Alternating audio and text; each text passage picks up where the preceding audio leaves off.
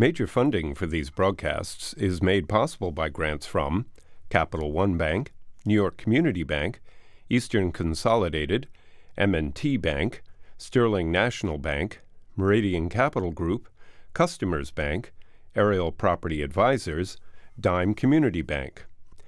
Additional funding is made possible by grants from AM Trust Title, AVR Realty Company, Avison Young, Bank of America Merrill Lynch, Bank Leumi USA, Briarwood Organization, CBRE, Chase Commercial Term Lending, Chase Commercial Mortgage, Citizens Bank, CPEX Real Estate Services, Colliers International NYC, Cohen Equities, Collins Building Services, Douglaston Development, Levine Builders, Flushing Bank, Friedman LLP, Handler Real Estate Organization, Handro Properties, Hodges Ward Elliott Inc., Investors Bank, James D. Kuhn Real Estate Institute at Syracuse University, Kilroy Architectural Windows, Madison Realty Capital, Matone Group, Mercantile Bank, New Banks, Newmark Knight Frank, Optimum Window Manufacturing Corp., People's United Bank, Rockefeller Group, Rosewood Realty Group, SJP Properties, Stonehenge Partners, TD Bank, Terra CRG, the Meringoff Family Foundation, the Moynihan Organization, Moynihan Capital Partners, and these friends.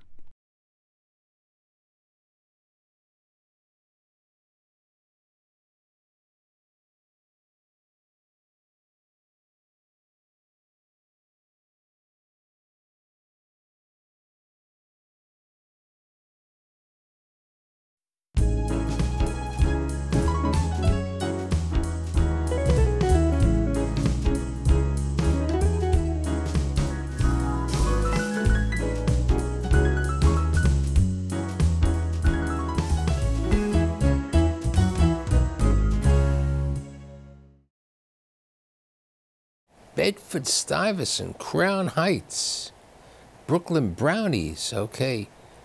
Meyer Levin Junior High School, Brooklyn Tech, Boston University. Maybe me and my fraternity brother will buy a house, we'll get some apartments, we'll do some other things. Digital equipment? ATT Long Labs? Nah, I want to go get my master's at Columbia. Wasserstein Perella?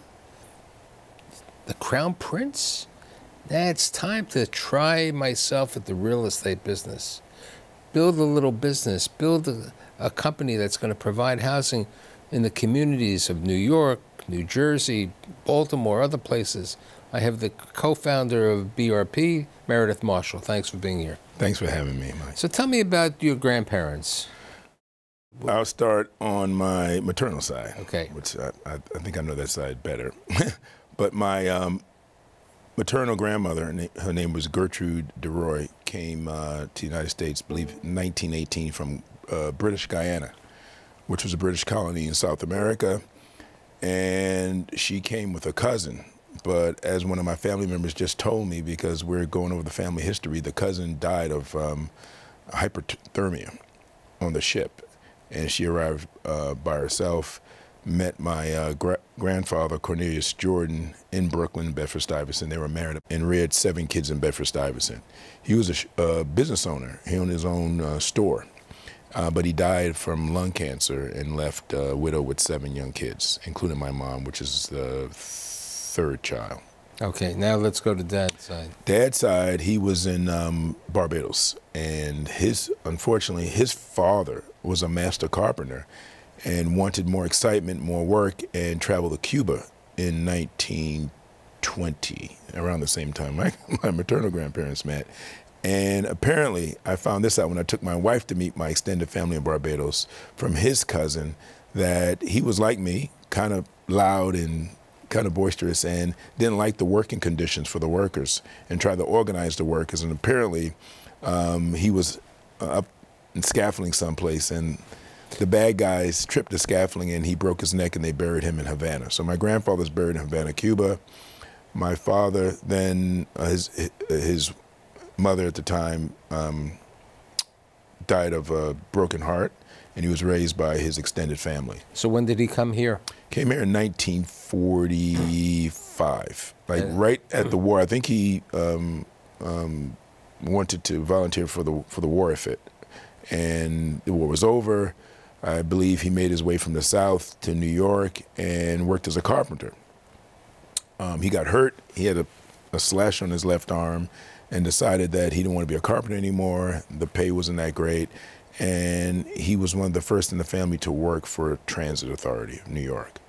And when he worked for Transit, we moved from Crown Heights to East Flatbush. We bought a house in 1968.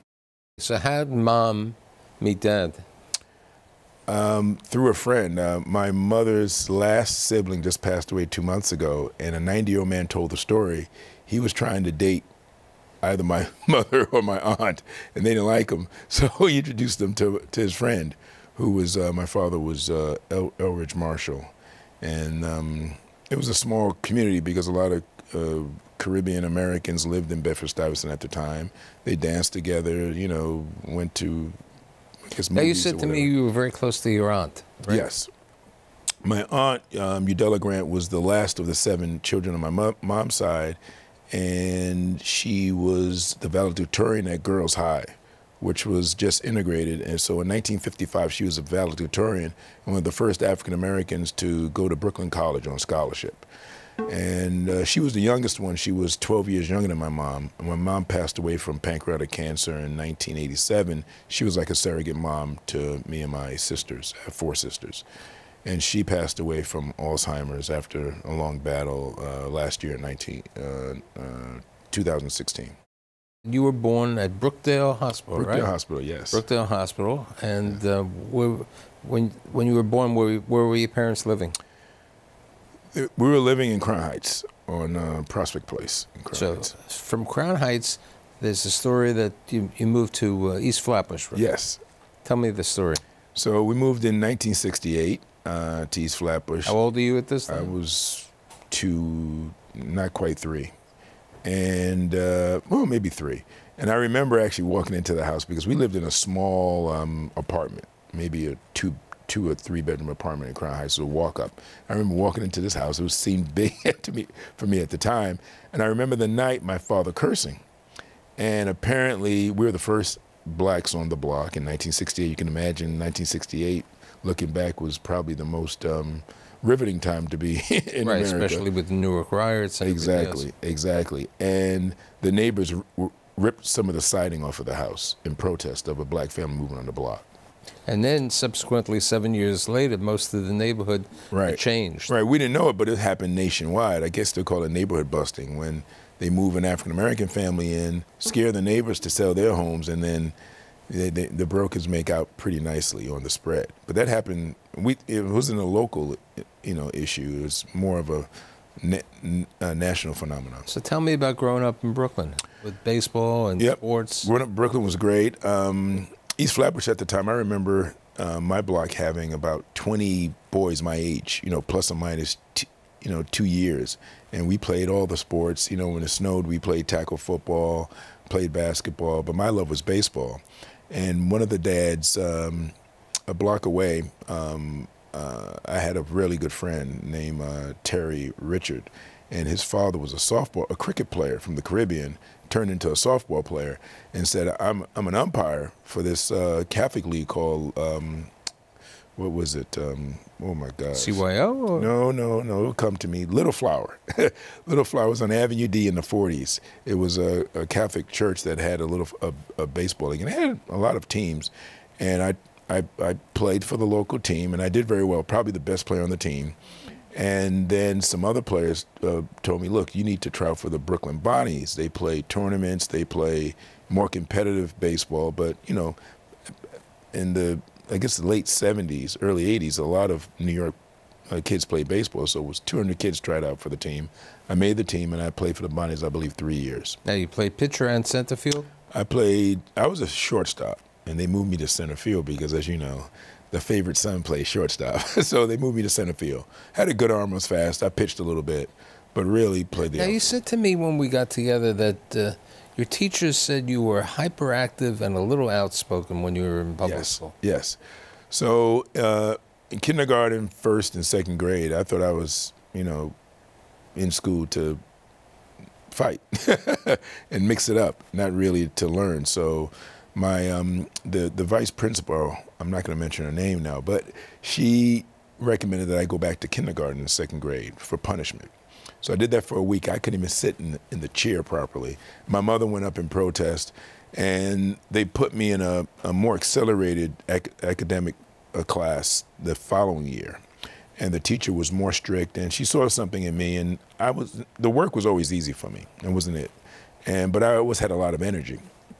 So I stayed with that teacher. She had the third grade, she had the fourth grade, and then I started testing very well. Now this was what, PS? PS 135 in East Flatbush. And in fifth grade, they had 5 different levels of classes. They put me in the top class in the fifth grade. And then I excelled there. And then in sixth grade. And then the SP program. Special person program. Right. But in sixth grade, when I graduated, I won a UFT award for, I guess, the highest ranking kid in the school or the district. And then they put me in the SP program, Special Progress, and I went into the 2-year program where you would skip the 8th grade at Meyer 11 Junior High School, which is Junior High School 285. Now, how did the kid from East Flatbush decide he wants to go to Brooklyn Tech? Well, my eldest sister, Meredith Marshall, was sort of the brain in the family, and she was all city violin. She played piano, was fluent in French, and she went to Lefferts Junior High School, did a great job training their kids. But when we moved to East Flatbush, she was accepted to Stuyvesant. So I took the test. I didn't get in Stuyvesant, but I got in Brooklyn Tech. Now, did you have any engineering desire? I mean, not at all. Not at all. I was good in math and science, but the local schools were frowned upon.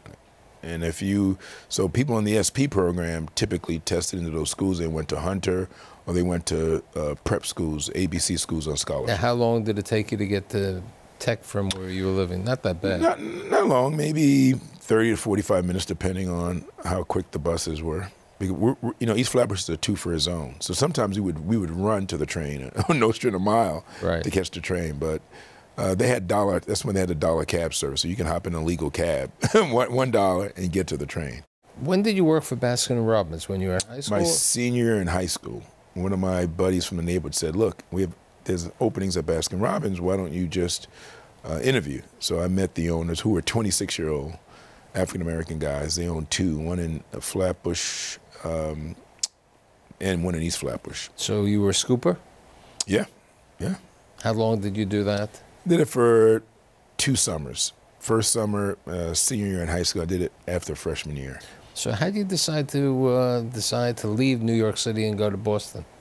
Well, I applied to colleges, and I did not get in my first, second, or third choice schools. So your fourth choice was BU? Fourth choice was BU. And I scored pretty well. I was an honor student in high school, so they offered me a full academic scholarship. And engineering was engineering? Yep. I studied, my major was electrical engineering. So I studied engineering, and then my third year I became a digital fellow. And I worked for them for a summer, but they guaranteed you employment and gave you like a $4,000 stipend for your last year. It was a great program. Okay, that was digital equipment. Mm-hmm. But in your third year, I believe, or was your fourth year of college, you were a member of this fraternity that had a national thing, and you met your future partner. What happened? Well, I pledged Kappa Alpha Psi my second year. And it was, we have a citywide chapter that used to encompass, and now it still encompasses all the schools. So Harvard, MIT, BU, Northeastern, Boston College. But at the time we were there, it expanded rapidly, so we had 2 chapters. And one of the gentlemen in my chapter, Jeff Lenoy, ended up to be my business partner. I pledged him. I was a year before him. I pledged him, and we always had a love of real estate. And he and another fraternity brother, we went to our alumni advisor. We said, why don't we buy a frat house? You have all these other frats have frat houses, and we rent ours. Why don't we buy one? He said, it's too expensive. So we went to the Back Bay, went to a broker in the Back Bay of Boston, and we investigated, and the homes were $60,000. which is, if you know anything about Back Bay now, those homes are millions of dollars now. It would have been a good buy, but they didn't want to buy the home. So we waited a few years later. This was my second year. About 3 or 4 years later, the market picked up, and but we wanted to buy in the Back Bay. We couldn't afford the Back Bay then. We bought a 3-family brownstone in Roxbury, in Fort Hill, from a Harvard professor. And then you leased it out. And we converted to 3 condos. So we had 3 deeds, and I had one, Jeff, my business partner, and another business partner had the ground floor. And then we rented out the apartments to other fraternity brothers at different schools. So that was your initial step into real estate. Initial step. So since you were a digital scholarship, you ended up at digital Yes. equipment in Boston. In Boston, I was in Walton, or? I was in North Andover for 2 years. And then one of my coworkers, who was a PhD, said, look, AT&T Bell Labs will be a great move. The world's moving towards telecommunications, convergence, where computers and telecom, there will be a blur. He was way ahead of his time. And he said, you need to move into telecommunications. And I didn't question him. But now you're leaving Boston and you're coming back to New York, right? No, I moved from North Andover a few miles to Merrimack Valley, still in Massachusetts, but my mother and father passed away within 12 months. So you wanted to be So back. then I moved and I transferred to Bell Labs in New Jersey, Whippany, New Jersey, which was a great area, but that was their transmission division. So where were you living in New York at this time? I moved back home because I didn't have parents, I had a younger sister, so we sold the condo with my relocation package. I renovated my house, and then I managed my 2 younger sisters, pretty much. Okay, so now you're at AT&T Bell Labs. Mm-hmm. What happens? You have a decision. You have an opportunity to go for your master's. Yes, I applied to Columbia Business. I applied to a few schools, and I got into Columbia and University of Chicago. But I chose Columbia because I applied to the engineering school and the business school. And when I was at Tech, I applied to Columbia Engineering. I didn't get accepted. So I wanted another crack at the apple, and they accepted me the second time. So you full-time, you go to Columbia Engineering. No, I was accepted into the program, which would have been a 3-year program. But then when I got to Columbia, one of my advisors said, you were a research engineer. You don't need the master's. Just move forward, matriculate in the business school, and I did that. I took his advice. So this was the business school, not the real estate program. Right. They didn't have a real estate program. Okay, because the real estate program today of Columbia is highly regarded. Exactly. For development. Of Definitely. So you finished Columbia, what is it, 92. 92. It's time for a new job, and where do you go now? Well, my concentration at Columbia was finance and international business. And I had a love at that time for emerging markets. I wanted to do something exotic. So a professor introduced me to a gentleman at the World Bank who ran their telecommunications and industry division. And believe it or not, I talked my way into going to Zimbabwe to help write a 5-year business plan for their telecommunications sector. So how long do you stay in Zimbabwe? I was there for a month, but the project lasted for the summer, so from probably May to September, and we published the plan in October. And then you get the opportunity with Wasserstein? And then after that, as a young consultant, I didn't have any more consultant assignments, so I ran into a gentleman by the name of Ray McGuire, who's now he's a co-head of investment banking at Citibank, but he was at Wasserstein Perella, and I knew him through another friend who's another senior banker, and they said they had a position for a telecom investment banker, an associate, entry-level position, but I had to interview with 10 other, prospective applicants. And so I interviewed in May of 1993 and received the offer in June 1993. And you do spend a couple years. Well, I started in May of June of 1993 and left in summer of 1996. And what do you do during those 3 years? Well, I was part of the telecom, media, and entertainment group, and Bruce Wasserstein, actually the founder, named partner, that was his group. And we worked on a lot of, I worked on a lot of telecom. When MCI was around. Right, MCI, Sprint, AT&T, all the Bell, right, 9X, Bell Atlantic, Bell South, and we advised them on mergers. So we worked, when I left, by the time some of these mergers came to fruition, but we worked early on Bell Atlantic, 9X merger, which is now Verizon, AT&T acquisition of McCaw Cellular, which is a $17.5 billion transaction.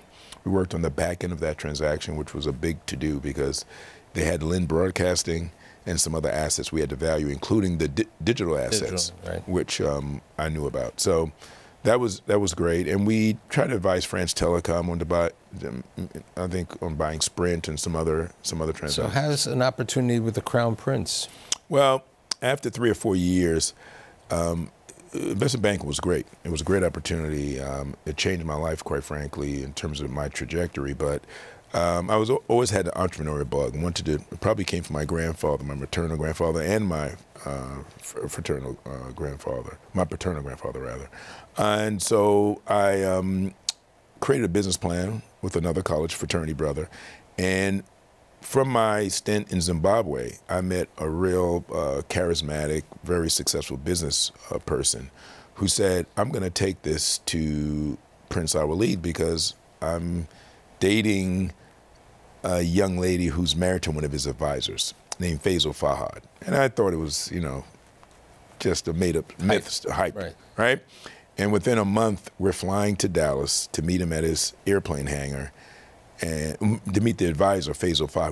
We met the advisor, he screened us, and then we met the prince at the Four Seasons in Los Angeles. This was the winter, December 1995. And you get involved with building a major development in Africa, right? Right. So the prince loved our plan, but we should have stuck to our initial sort of plan. Our plan was to invest in a startup African wireless companies.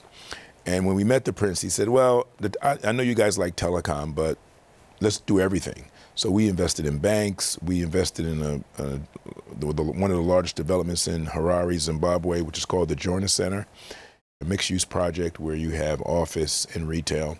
And it's the second tallest building, I believe, in Zimbabwe. And we invested in a fish factory in Uganda. And I visited the house that Idi Amin lived in at one point.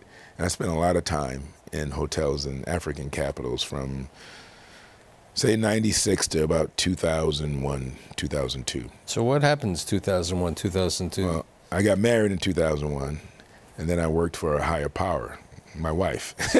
And then my daughter came in 2002. And at the time, we were raising money for a fund, primarily Middle East Africa. And 2001 happened, 9/11 happened, and private equity got sort of fundraising dried up. And my wife said, you know something, I was investing in real estate with my business partner, Jeff Lanoy, and she said, you guys get great pleasure from that. Why don't you just do it full time? And I said, well, we're married, we have a little kid. She said, I'm working and our expenses are sort of, limited. So why don't you and just Jeff take a storefront, right? Take a storefront in Brooklyn, 739 Fulton Street in Fort Greene. We renovated it, put a shower in there because we had to spend late nights in there. And we hired another college buddy by the name of Alexander Taylor. And then Steve Smith, who is our partner now, came on. Steve he's from the Bronx. He worked with Jeff at AIG, Real Estate Group. So what was the initial focus of this new business, of this BRP? We were renovating vacant and underutilized brownstones in Brooklyn, Fort Greene, Clinton Hill, and converting the condo. So from 1998 to 2002, that was our main line of business. Then we started doing larger projects, larger at the time, 25 units. So our claim to fame, I think we provided some photos for you so you can show later, but it was the Graham Home for Old Ladies, which was a vacant property of ill repute. At one point, it was a hot sheet hotel, and apparently it was owned by some individuals with terrible reputations, but it was a terrible vacant, it was a decrepit vacant site in Clinton Hill. It was an eyesore for the neighborhood. And we were approached by a real estate broker who saw us renovating other properties and said, look, why don't you take this on? But it was a 30,000 square foot property. Which was more than a small little right, exactly. I think we paid $3 million for it. And we did it part-time, but it turned out to be, I think, an $8 million renovation. And we converted that to condos and sold those in 2002 and 2003. So what was the breaking point? Because BRP has exploded over the last couple of years. When would you say you came on your own? So I made a transition from, the company was Musa Capital, working with Prince Albert in Africa. So 2003, 2004, Jeff came on, Steve came on, and then we had about 7 professionals working in that storefront. And then we picked up a property in Philadelphia that we developed, Harlem, and then that really gave us our sort of, it transformed us into sort of a sustainable enterprise. And in 2005, through a family friend who did extremely well in the healthcare business, his family office invested $10 million into our firm, into a joint venture. And that joint venture allowed us to buy more land or secure land. And then in 2007, when the market sort of got a bit rocky, Goldman Sachs Urban Investment Group bought them out. And I remember Bought out the family office. Bought out the family office, and then I didn't realize that the power of media, which is important, but they committed $20 million to our growth, spanning 3 years. As partners or as JV partners. Where they invest the majority equity, we invest equity, and we share the profits. And it was a typical real estate private equity structure.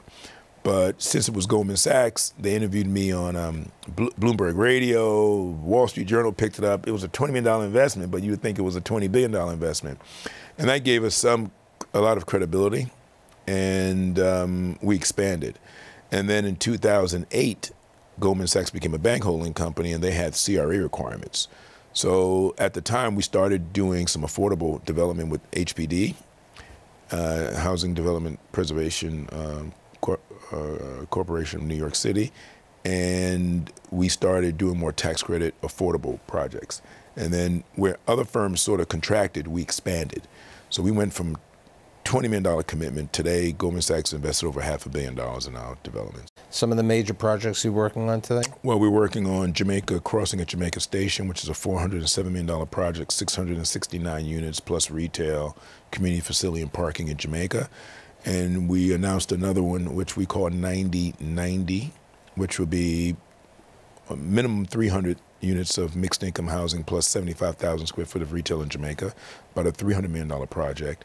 We have Lost and Trowel in the Bronx, which is multi-phase, but it'll be almost that's with the Kretschmer companies. That's with Kretschmer, Hudson, David Kramer's company, Hudson Company. So, and we're building a Y, so we partner with the Y, and that's going to be a very interesting project. And you're working in Newark also? Working in Newark, we're closing a deal with St. James AME Church, 200 units of Section 8 housing. And we're working with Abyssinian Development Corporation. We're building about 135 units of for sale housing, 20% affordable, 80% market in Harlem. And we just finished selling a very successful condo project, again, another 80-20 condo project in Harlem with Williams Institutional Church. You're married, right? Married with 3 kids. How'd you meet your wife? Met my wife in Aruba at a jazz festival in 1997. And how old are the kids? Kids are 15, 12, and 10. Great. 1 girl, 15, 2 boys, 10 and 12. So, you know, it's really good that the baseball player, you know, went into engineering and followed his path and continued to grow. And thanks for being here today. Thanks for having me.